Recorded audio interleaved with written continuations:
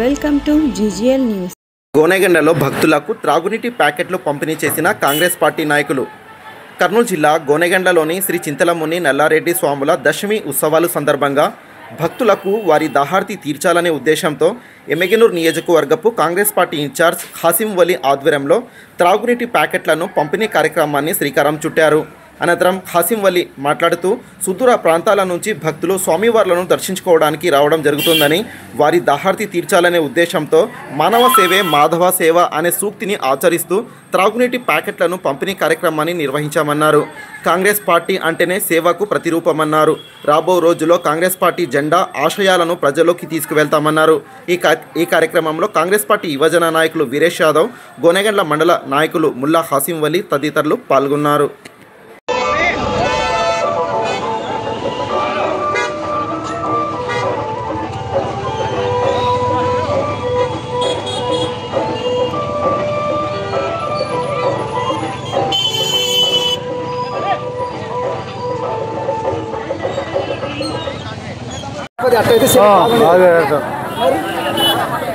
ఈరోజు కర్నూలు జిల్లా గోనెగండ్ల మండలం తర్వాత మండలంలో భక్తాదులకి ఈరోజు మేము వాటర్ ప్యాకెట్లు పంపిణీ చేస్తూ ఉన్నాము.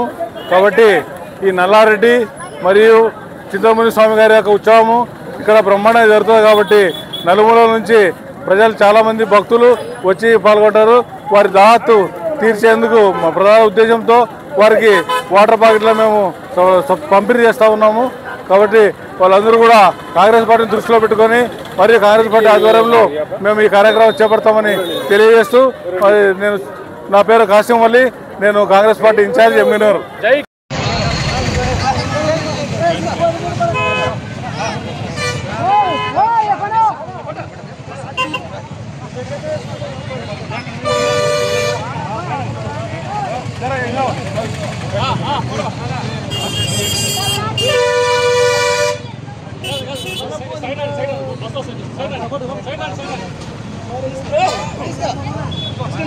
Side.